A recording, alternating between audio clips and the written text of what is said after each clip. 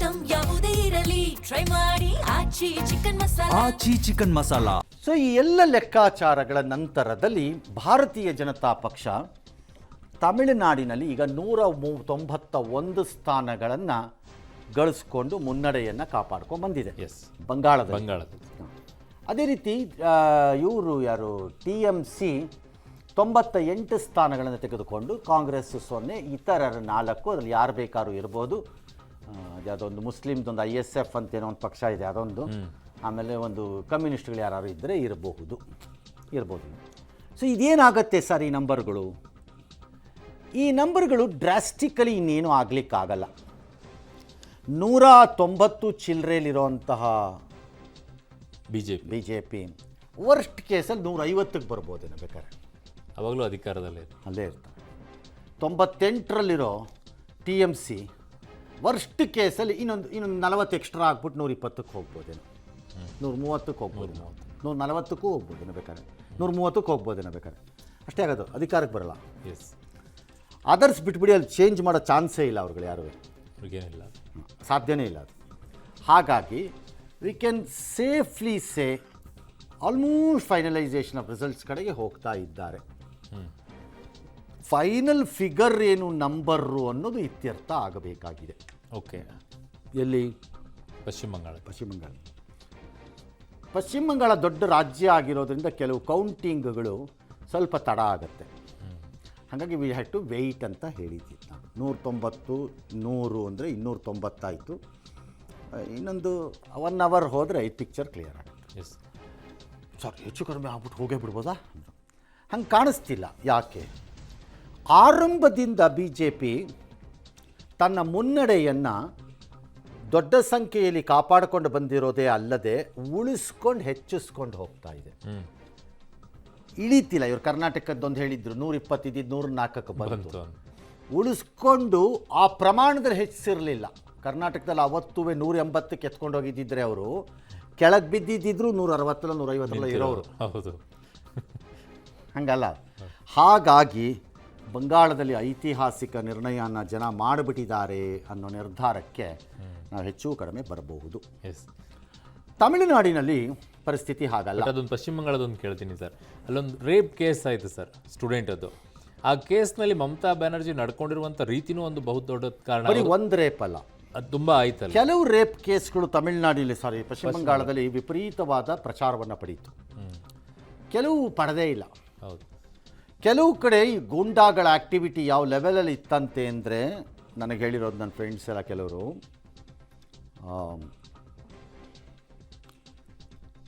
ಕೇಸೇ ಆಗಲಿಲ್ವಂತೆ. Rape ಆಗಿತ್ತು, ಕೇಸೇ ಆಗಲಿಲ್ವಂತೆ. Police ಸ್ಟೇಷನಲ್ಲಿ ಇತ್ಯರ್ಥ ಮಾಡಿ ಬಿಸಾಕ್ತಿದ್ರಂತೆ. ಯಾರು? ಪೊಲೀಸ್ನವ್ರು ಅಲ್ವಂತೆ, TMC ಗೂಂಡಾಗಳು. ಇದು ಮಹಿಳೆಯರು ತುಂಬ ಅಬ್ಸರ್ವ್ ಮಾಡಿರ್ತಾರೆ, ತುಂಬ ಗಮನಿಸಿರ್ತಾರೆ ಇದನ್ನು. ಕೇಸೇ ಆಗದೆ ಇರೋದು. ಅದರಲ್ಲೊಬ್ಬರು ಅವ್ರ ತಾಯಿನೂ ಕೂಡ ಟಿಕೆಟ್ ಕೊಟ್ಟು BJP ಕಂಟೆಸ್ಟ್ ಮಾಡಿ. RG Kar rape case. ಹೌದು. ಹಾಗಾಗಿ ತಮಿಳುನಾಡಿದ್ದು ಪಶ್ಚಿಮ ಬಂಗಾಳದಲ್ಲಿ ಜನಕ್ಕೆ ಏನು ಅನ್ನಿಸ್ಬಿಡ್ತು ಅಂತಂದರೆ, ಇಲ್ಲಿ ರಕ್ಷಣೆ ಇಲ್ಲ ನಮಗೆ ಬದುಕಕ್ಕೆ. ಇಲ್ಲಿ ರಕ್ಷಣೆ ಇರುವುದು ರೌಡಿಗಳಿಗೆ, ಲೂಟಿಕೋರರಿಗೆ, ಡಕಾಯಿತರಿಗೆ, TMC ಜೊತೆ ಗುರುತಿಸ್ಕೊಳ್ಳೋರಿಗೆ ಅನ್ನೋ ಲೆವೆಲ್ ಟಾಕನ್ನು ಕಮ್ಯುನಿಸ್ಟ್ ಕಾರ್ಯಕರ್ತರು ಮಾಡೋಕ್ಕೆ ಸ್ಟಾರ್ಟ್ ಮಾಡಿದ್ರಂತೆ. ಅಂದರೆ ಅದು ಯಾವ ಲೆವೆಲ್ಗೆ ಹೋಗಿರಬೇಕು ಲೆಕ್ಕ ಹಾಕ್ಕೊಳ್ಳಿ ಪಶ್ಚಿಮ ಬಂಗಾಳ. ಬಟ್ ಇನ್ನೊಂದು ಮಾತು ಕೇಳಿ ಬರ್ತೀವಿ ಸರ್, ಪಶ್ಚಿಮ ಬಂಗಾಳ ದೇಶದ ರಾಜ್ಯ ಅನ್ನುವಂಥದ್ದು ಅವಳು ಬ್ಲೈಂಡ್ ಆಗಿಬಿಟ್ಟಿದ್ಲು. ಚೀಫ್ ಮಿನಿಸ್ಟರ್ ಅವ್ರದ್ದೇ ಒಂದು ದೇಶ blind of Modi, blind of Amit Shah. ಯಾವನೋ ಒಬ್ಬ ರೇಪ್ ಮಾಡಿದವನು ಬಂದು, ಮೇಡಮ್ ಪೂರಾ BJP ವಾಲ ಮೇಡಮ್. ಹೌದು, ಇದು ಮೋದಿನೇ ಕಳಿಸಿರ್ಬೇಕು ಮೋಸ್ಟ್ಲಿ. ಇದು ಬ್ಲೈಂಡ್ ಆದಾಗ ಯು ಲೂಸ್ ರ್ಯಾಷನಲೈಸೇಷನ್, ಲಾಜಿಕ್ ಕಳ್ಕೊತಾ ಹೋಗ್ತೀವಿ. Blinded. But Rahul Gandhi is blinded. ಬರೀ ಮೋದಿ ಅಂದರೆ blinded. That's A problem. Blind ಆಗಿ ಅವ್ನು ಬೌಲಿಂಗ್ ಮಾಡಲಿ, ಅವನು ಮಾಡ್ತೀನಿ ಇವತ್ತು ನೋಡಿದ್ರೆ 6ನೇ ಬಾಲ್ 4ನೇ ಬಾಲಲ್ಲಿ ಕ್ಯಾಚ್ ಕೊಟ್ಬಿಟ್ಟು ಮನೆಗೆ ಹೋಯ್ತಾನೆ. ಹಂಗಾಡಿ ಅಷ್ಟೇ. ಕೂಲಾಗಿದ್ದರೆ 1ನೇ ಬಾಲಲ್ಲಿ 6 ಹೊಡಿಬೋದು, 3ನೇ ಬಾಲಲ್ಲಿ 4 ಹೊಡಿಬೋದು, 4ನೇ ಬಾಲಲ್ಲಿ 2 ತೊಗೋಬೋದು, ಬ್ಯಾಟಿಂಗ್ ಆಡು. ಎಸ್.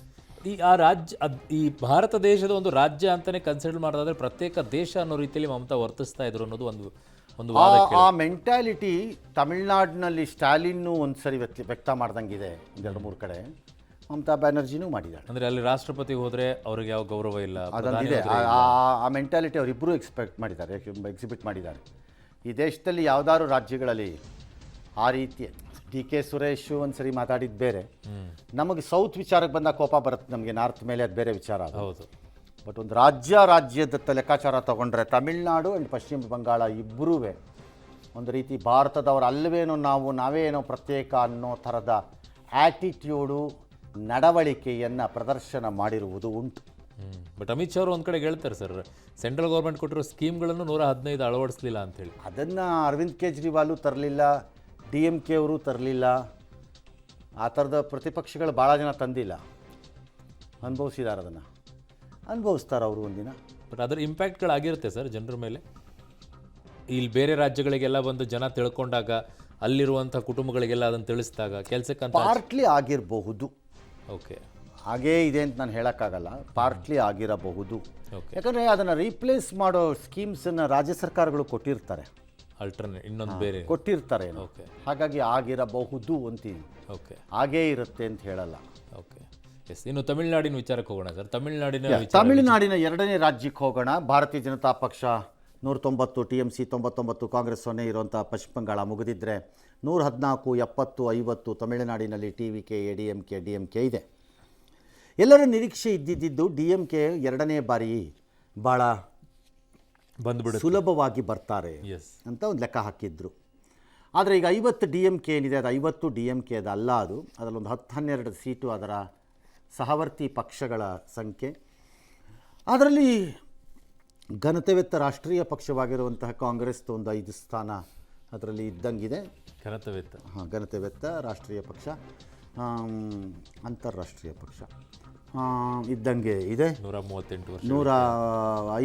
ಇದ್ದಂಗಿದೆ. 26, 27ರಲ್ಲಿ ಕಂಟೆಸ್ಟ್ ಮಾಡಿದ್ರು. ಅಷ್ಟು ಗೆಲ್ಬಹುದೇನೋ ಅಂತಿದ್ದಾರೆ. DMK ಒಂದು 95 ಸೀಟಲ್ಲಿ ಸೋಲ್ತಾ ಇದ್ದಾರೆ ಹೋದ ಸರಿಗೆ ಕಂಪೇರ್ ಮಾಡಿದ್ರೆ, ಮೈನಸ್. ಇನ್ನು TVK ಮೊದಲನೇ ಪಕ್ಷವಾಗಿ ಅಷ್ಟೊಂದು ಸ್ಥಾನದಲ್ಲಿ ಬರುತ್ತೆ ಅಂತ ಯಾರ್ದು ನಿರೀಕ್ಷೆ ಇರಲಿಲ್ಲ. ಹಾಗೆ ನೋಡಿದ್ರೆ ADMKಗೆ 80 ಸ್ಥಾನದಿಂದ 90 ಸ್ಥಾನ ಬಂದಿರೋದು ಭಾಳ ದೊಡ್ಡ ಸರ್ಪ್ರೈಸ್. ಏನದು ಆಗಬೇಕಾಗಿಲ್ಲ ಅನಿಸುತ್ತೆ ಆ ಪಕ್ಷ. ಇನ್ನೊಂದು 10-15 ಸೀಟ್ ಅವರು ನಿರೀಕ್ಷೆಯಲ್ಲಿ ಇಟ್ಕೊಂಡಿದ್ರೋ ಏನೋ ಎಕ್ಸ್ಟ್ರಾ ಬರಬಹುದು ಅಂತ ಅವರು. ಒಂದು ವೇಳೆ TVK ಇಲ್ಲದಿದ್ದರೆ ಬಹುಶಃ DMK ಏಕಪಕ್ಷವಾಗಿ ಅಧಿಕಾರಕ್ಕೆ ಬರ್ತಿತ್ತೋ ಏನೋ. DMKನೇ ಬರ್ತಿತ್ತು ಅಲ್ಲ, ADMK ಬಂದ್ಬಿಡ್ತಿತ್ತೇನೋ. ಯಾಕೆ ಹೇಳ್ತೀರಿ ಹಾಗೆ ಅಂದರೆ, ಈಗ ಮತ ಬಿದ್ದಿರುವುದು ಅಬ್ಸಲ್ಯೂಟ್ಲಿ ಆ್ಯಂಟಿ ಎಸ್ಟಾಬ್ಲಿಷ್ಮೆಂಟ್ ಬಿದ್ದಿದೆ ಅನ್ನೋದು ಮಾತ್ರ ಪ್ರೂವ್ ಆಗೋಗಿದೆ. ಹೌದು, DMK ಅಪೋಸಿಟೇ ಬಿದ್ದಿರೋದು. 100ರಲ್ಲಿ 60% ಅದೇ. 20% ವಿಜಯ್ನ ಪಾಪ್ಯುಲಾರಿಟಿ ಇರಬಹುದು, 20% ಇನ್ನೇನೋ ಇರ್ಬೋದು. ಬಟ್ ಸರ್ಕಾರದ ವಿರುದ್ಧ ಮತಗಳು ಬಿದ್ದುಬಿಟ್ಟಿದೆ ಅಂತಿದೆ. ಹಾಗಾಗಿ ಸರ್ಕಾರದ ವಿರುದ್ಧ ಮತ ಹಾಕಬೇಕು ಅನ್ನೋ ಜನ TVK ಇಲ್ಲದೆ ಇದ್ದಿದ್ದರೆ ADMKಗೆ ಹಾಕಿರೋರು, ಗ್ಯಾರಂಟಿ ಹಾಕಿರೋರು. ಹಾಗಾಗಿ ADMKಯ ಪಾಪ ಆಸೆ ಕಳೆದ 6-7 ತಿಂಗಳಲ್ಲಿ ಹಾಳಾಗ್ಬಿಟ್ಟಿದೆ. TVK ಬಂದ್ಬಿಟ್ಟು ಅಲ್ಲಿ ಅಲ್ಟಿಮೇಟ್ ನಮಗೆ ಬರ್ತಾ ಇತ್ತು ಅಂದ್ಕೊಳ್ತಿದ್ರು.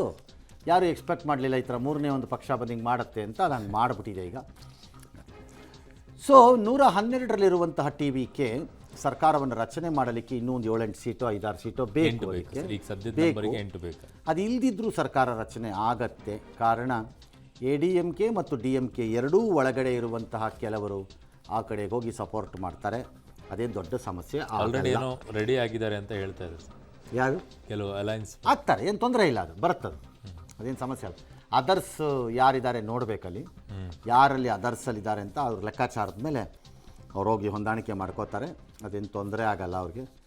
30 ಸೀಟು 20 ಸೀಟು ವ್ಯತ್ಯಾಸ ಬಂದಿದ್ದಿದ್ದರೆ ಪ್ರಾಬ್ಲಮ್ ಇರ್ತಿತ್ತು. 8-10ಕ್ಕೆಲ್ಲ ಇಲ್ಲ. ನಂಬರ್ 1 ಅದು. ನಂಬರ್ 2, ಅದು ಬಿಟ್ಟು ADMKನವರು ಇನ್ಯಾರೋ DMK ಕೈಲಿ ಆಗೋದೇ ಇಲ್ಲ, ಬಿಟ್ಬಿಡಿ. ADMKನವ್ರು ನಾವೇನೋ ಮಾಡಿಬಿಡ್ತೀವಿ, ಯಾರನ್ನೋ ಕರ್ಕೊಂಬಂದ್ಬಿಡೋಣ, ಏನೋ ಮಾಡೋಣ ಅಂತ ಹೋದರೆ ಜನದ ಕೈಲಿ ಕಲ್ಲು ಹೊಡೆಸ್ಕೋತಾರೆ, ಅನ್ಯಾಯವಾಗಿ ಸಾಯ್ತಾರೆ, ಪಕ್ಷನೂ ಮುಳುಗಿಸ್ಕೊಳ್ತಾರೆ. ಯಾಕಂದರೆ the mood of the Tamil Nadu public is clear, ನಮಗೆ ನೀವು ಬೇಡ ಅಂತ. TVK ಬೇಕು ಅಂತ, ಹೊಸದಾಗಿ ನೋಡಬೇಕು ಅಂತ ಅಷ್ಟೇ ಮೂಡ್ ಅದು. ಎಸ್. ಇದು 2 ಪ್ರಮುಖ ರಾಜ್ಯಗಳ ಕತೆ.